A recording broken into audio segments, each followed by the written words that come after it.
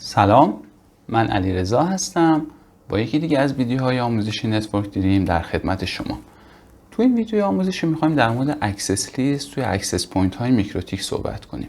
با استفاده از اکسس لیست تو اکسس پوینت های میکروتیک ما میتونیم مشخص کنیم که چه استیشن هایی میتونن به این اکسس پوینت کانکت بشن. چیزی شبیه مکانیزم مک فیلترینگ که توی بقیه اکسس پوینت ها داریم. بعد از اون هم میخوایم در مورد قابلیت دیفالت فوروارد توی اکسس پوینت های میکروتیک صحبت کنیم که با استفاده از اون میتونید کنترل کنین استیشن هایی که به یک اکسس پوینت میکروتیک وصل شدن بتونن مستقیم با هم دیگه ارتباط داشته باشن یا نه.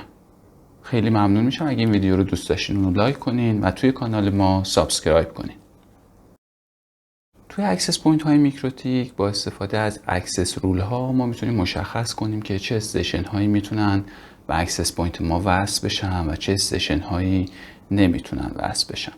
یه سری قابلیت های دیگه هم در اختیار ما میذاره. شما میتونید مشخص کنین که یه استیشن چه ساعت هایی و چه روزهایی تو هفته میتونه به اکسس پوینت شما وصل بشه. این مکانیزم دقیقاً شبیه مکانیزم مک فیلترینگ تو بقیه اکسس پوینت ها هستش. توی اکسس رول هایی که توی اکسس لیست شما می‌نویسین قابلیت های دیگه هم هست همینطور که تو این شکل می‌بینین که البته تو دوره امتحانی ما درباره اونها صحبت نمی‌کنیم. نکته مهم اینجا اینه که اکسس پوینت برای شناسایی استیشن ها میاد از مک ادرس اونها استفاده میکنه و دسترسی اونها رو بر اساس مک ادرسشون میتونه پرمیت کنه یا دینای کنه، یعنی بهشون اجازه دسترسی بده و یا نده. یه نکته که من همینجا باید بگم اینه که رول هایی که شما توی قسمت اکسس لیست می‌نویسین اینها به ترتیب چک میشن و اولین رولی که با یک مک ادرس مچ بشه دیگه رول های بعدی برای اون مک ادرس بررسی نمیشه. یه آزمایش داریم ما اینجا. توی این آزمایش از ما خواسته شده که یه رول بنویسیم که مانع این بشه که موبایل ما بتونه به این اکسس پوینت وصل بشه. بعد این رول رو دیلیتش کنیم و یک رول دیگه بنویسیم که اجازه بده فقط موبایل ما به این روتر یا همین اکسس پوینت بتونه وصل بشه و هیچ دیوایس دیگه ای نتونه وصل بشه. بریم با هم دیگه این آزمایش رو انجام بدیم. من از طریق وین باکس به روترم وصل میشم، میام روی قسمت وایرلس کلیک میکنم. توی تب رجیستریشن میبینم که موبایل من وصل هستش. این هم مک ادرس موبایل من هست. من اینجا یه تب دیگه ای دارم به اسم اکسس لیست. اگه برم تو تب اکسس لیست الان خالیه، هیچ سطری اینجا وجود نداره. من میتونم رو به علاوه کلیک کنم، اینجا مک ادرس موبایلم رو وارد کنم یا برم از رو موبایلم نگاه کنم یا اینکه برم تو تب رجیستریشن این مک ادرس رو کپی پیست کنم اینجا و اینجا واردش کنم. اما کار ساده تری که من میتونم انجام بدم اینه که برم تو تب رجیستریشن روی این سطر کلیک راست کنم. وقتی که من کلیک راست کنم دو تا گزینه اینجا دارم. یکی از اون گزینه ها هست کپی تو اکسس لیست. اگر روی این گزینه کلیک کنم یه لحظه این دیوایس من قطع میشه، اما احتمالاً دوباره به صورت اتومات دیوایس هم میاد خودش وصل میشه.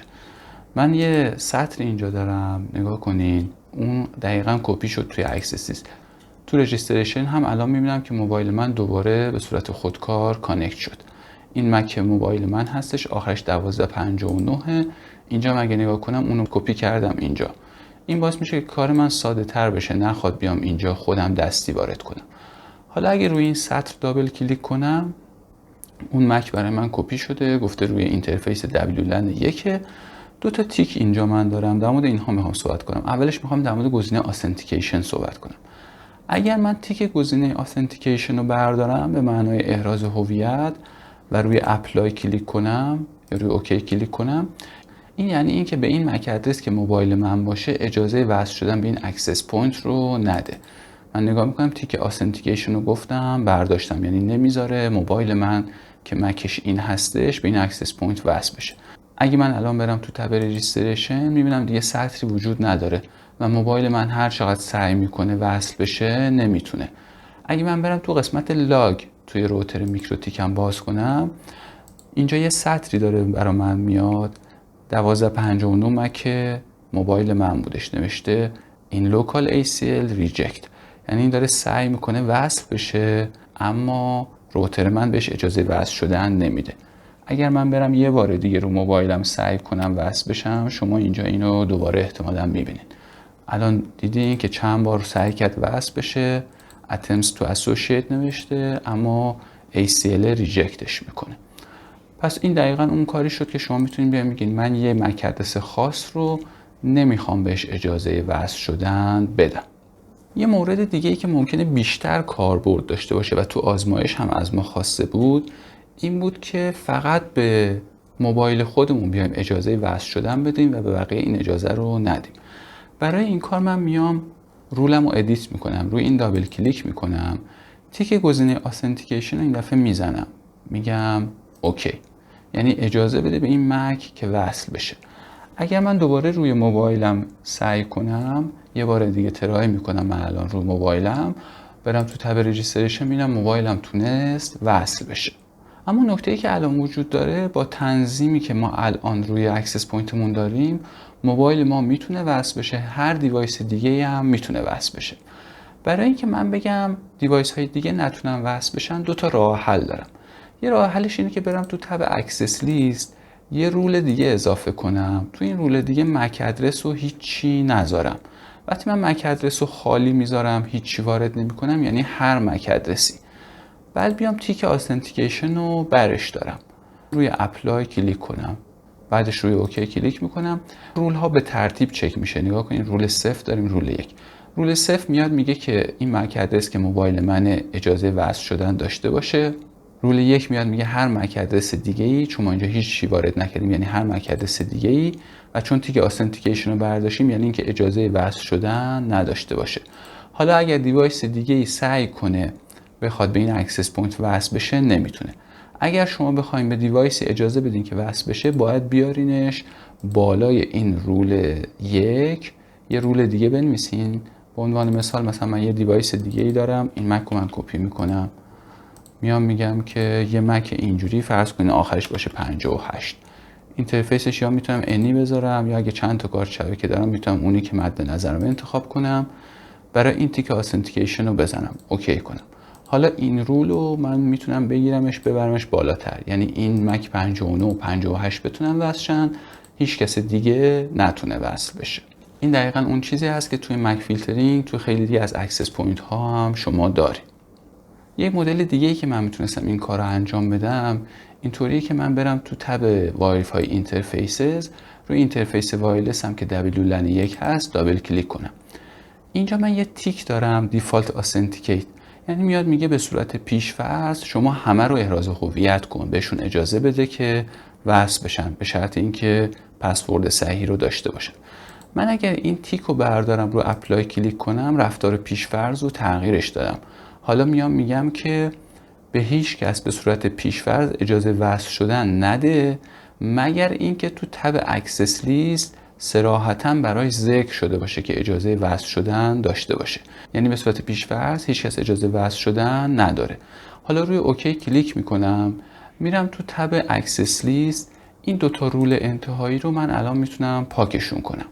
بیام روی رول اولی که انتهای مکش 1259 بود و برای موبایل من بود دابل کلیک کنم و بگم که این اجازه وصل شدن داشته باشه، رو اوکی کلیک کنم. من الان میرم تو تب رجیستریشن، از این طرف هم میرم رو موبایلم، یه بار دیگه سعی میکنم کانکت بشم. الان سعی میکنم کانکت بشم، توقع دارم که موبایلم بتونه کانکت بشه که کانکت شد، انتهاش 1259. پس اومدم توی اینترفیس وایرلس هم گفتم به صورت پیش‌فرض هیچ کس نتونه وصل بشه مگر اینکه تو تب اکسس لیست خلافشو گفته باشیم. تو تب اکسس لیست هم رفتیم مک موبایل رو وارد کردیم، گفتیم این مک تیک آثنتیکیشن براش خورده باشه، یعنی اجازه وصل شدن و احراز هویت رو داشته باشه. یه قابلیت خوب دیگه ای که این اکسس رول ها توی میکروتیک دارن اینه که شما یه قسمت تایم دارین این پایین. دقیقا میتونید مشخص کنین که توی چه روزهایی از هفته و از چه ساعتی تا چه ساعتی یه استیشن حق اینو داره که به این اکسس پوینت وصل بشه. به عنوان مثال شما میتونید بگین که کسی روز جمعه حق نداره به این اکسس پوینت وصل بشه، و یا برای بقیه روزهای هفته هم میتونید بگین فرضاً از ساعت 8 صبح تا مثلا 5 بعد از ظهر میتونن به این اکسس پوینت وصل بشن. یه گزینه دیگه که اینجا شما دارین و میتونه بهتون کمک کنه اینه که میتونین برای هر کدوم از استیشن هاتون پهنای باندی که دریافت میکنه رو محدودش کنین. یه گزینه داره اینجا aptx limit client tx limit. tx به معنای ترانسفر. اینجا شما میتونین بگین اگه بخواید دانلود یوزرتون رو محدود کنین که معمولا مهمتر هستش، میگین aptx limit، یعنی میخوایم بگین که ترانسفر اکسس پوینت هم که میشه دانلود کلاینت هم یا استیشن هم. میتونیم بگیم به عنوان مثال 1 مگ، کلاینت x لیمیت مثلا 1 مگ. اینطوری میتونین برای یه مک ادرس خاص که اینجا موبایل من باشه یه محدودیت ست کنین، یا مثلا بگیم 5 مگ یا هر عدد دیگه‌ای که مد نظرتون هستش. توی آزمایشی که انجام دادیم در مورد تیک دیفالت آثنتیکیت صحبت کردیم. گفتیم به صورت پیش‌فرض تیک دیفالت آثنتیکیت خورده، یعنی به استیشن ها اجازه احراز هویت رو میده و اگر استیشن ها پریشیت کی رو داشته باشن میتونن به اکسس پوینت وصل بشن. اما اگه ما بیایم تیک دیفالت آثنتیکیت رو برداریم، یعنی اینکه به صورت پیش‌فرض استیشن ها نمیتونن احراز هویت کنن و به اکسس پوینت وصل بشن، مگر اینکه ما رفته باشیم توی تب اکسس لیست برای یک استیشن استثناء قائل شده باشیم. حالا میخوایم به صورت دقیق‌تر ببینیم که ترکیب تیک خوردن یا نخوردن گزینه دیفالت آثنتیکیت و تب اکسس لیست چطوری هستش. اگر تیک دیفالت آثنتیکیت خورده باشه و ما توی قسمت اکسس لیست سطری داشته باشیم، بر اساس اون سطرهایی که تو قسمت اکسس لیست وجود داره عمل میشه. اگر تیک دیفالت آثنتیکیت خورده باشه و ما تو اکسس لیست سطری نداشته باشیم، یعنی اینکه به همه استیشن ها اجازه احراز هویت رو میده و به شرطی که اینها پریشیت کی رو داشته باشن میتونن به اکسس پوینت کانکت بشن. اگر ما تیک دیفالت آثنتیکیت رو برداشته باشیم و توی اکسس لیست سطری داشته باشیم، بر اساس اون سطرهای توی اکسس لیست عمل میشه. اگر هم تیک دیفالت آثنتیکیت رو برداشته باشیم و هیچ سطری هم تو اکسس لیست نداشته باشیم، هیچ کس عملا نمیتونه به این اکسس پوینت وصل بشه. تو پنجره تنظیمات وایرلس که میرفتیم پایین تیک دیفالت آثنتیکیت یه گزینه دیفالت فوروارد هم داشتیم. این گزینه دیفالت فوروارد میاد میگه که به صورت پیش‌فرض من این اجازه رو میدم استیشن هایی که به من وصل شدن، به من اکسس پوینت وصل شدن، اجازه اینو داشته باشن که از طریق من با همدیگه ارتباط برقرار کنن. اگر شما این تیک رو بردارین باعث میشین که این استیشن ها دیگه نتونن با همدیگه ارتباط برقرار کنن. گاهن توی سری محیط ها شما به عنوان مثال رفتین توی محیط عمومی اینترنت اکسس فراهم کردین، مثل یک کافی شاپی. شما نمیخواین که سیستم ها بتونن با همدیگه ارتباط داشته باشن، چون این ممکنه یه سری ریسک های امنیتی داشته باشه، دیوایس ها آلوده کنن همدیگه رو یا همدیگه رو هک کنن. شما فقط میخواین به اینها اینترنت بدین، پس میتونین این تیک رو بردارین تا این استیشن ها یا کلاینت ها نتونن مستقیما با همدیگه ارتباط داشته باشن. به صورت پیش‌فرض تیک دیفالت فوروارد خورده، یعنی استیشن ها میتونن با هم ارتباط داشته باشن. اما شما اگر بخواید میتونین این تیک رو بردارین. البته تو قسمت اکسس لیست شما میتونید مشخص کنید که یه سری استیشن های خاص امکان ارتباط با بقیه استیشن ها رو داشته باشن. عملا میتونید برای این کلاینت ها یا این استیشن ها تو قسمت اکسس لیست استثناء قائل بشید. یه آزمایش داریم ما اینجا. تو این آزمایش از ما خواسته شده که 2 تا کلاینت رو به روترمون یا همون اکسس پوینتمون وصل کنیم. بعد بیایم ببینیم که اینها میتونن مستقیما با همدیگه ارتباط داشته باشن. توقع داریم با همدیگه ارتباط داشته باشن چون تیک دیفالت فوروارد به صورت پیش‌فرض زده شده. بعد بیایم تیک دیفالت فوروارد رو برداریم و تست کنیم ببینیم اینها میتونن با همدیگه ارتباط داشته باشن یا نه. بریم با همدیگه این آزمایش رو انجام بدیم. من برمیگردم به صفحه تنظیمات کارت شبکه وایرلس روترم و تیک دیفالت آثنتیکیت رو میزنم، رو اپلای کلیک میکنم. تیک دیفالت فوروارد هم اینجا به صورت پیش‌فرض خورده، یعنی الان هر استیشنی که پریشیت کی رو داشته باشه میتونه به این اکسس پوینت کانکت بشه. من الان میرم 2 تا استیشن رو به این اکسس پوینت متصل میکنم. من 2 تا استیشن رو به این اکسس پوینت کانکت کردم. یکی موبایلم هست و اون یکی دیگه تبلت من هستش. میرم تو تب رجیستریشن نگاه میکنم هر 2 تا اینها کانکت هستن، این موبایلمه و این تبلتمه. از روی موبایلم یا تبلتم میتونم تست کنم ببینم به اون یکی دیگه دسترسی دارم یا نه. برای اینکه تست کنم ببینم دسترسی دارم یا نه، من میتونم برم تو قسمت IP DHCP سرور تب لیزز، میبینم که چه IP رو به کدوم دیوایس داده. این مک تبلت من بود 49F0 که آیپیش هست 3252.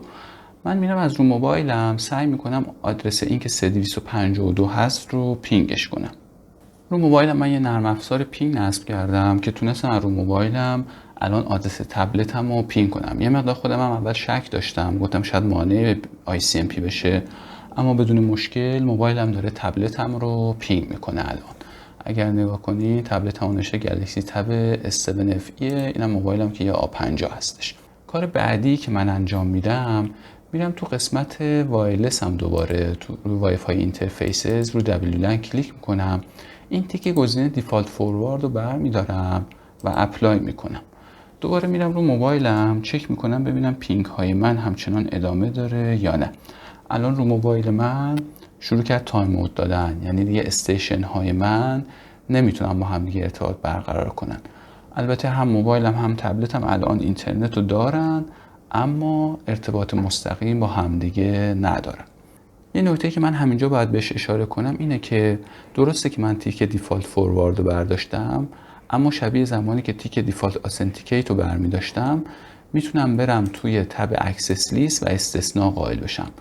میرم تو تب رجیستریشن، اینجا مک ادرس موبایلم رو میبینم، روش راست کلیک میکنم، میگم کپی کن تو اکسس لیست. میرم تو قسمت اکسس لیست، یه سطر برای مک ادرس موبایلم ایجاد شده، روش دابل کلیک میکنم، مطمئن میشم که تیک فورواردینگ براش خورده. وقتی که این تیک خورده باشه یعنی میاد میگه که به این اجازه فورواردینگ به استیشن هایی که توی همین اکسس پوینت وجود دارن رو بده. میرم مشابه همین کار رو برای تبلت خودم هم انجام میدم. میرم تو تب رجیستریشن، این دفعه برای تبلتم میگم کپیش کن تو اکسس لیست، اینجا میام نگاه میکنم، مطمئن میشم که فورواردینگ براش خورده باشه.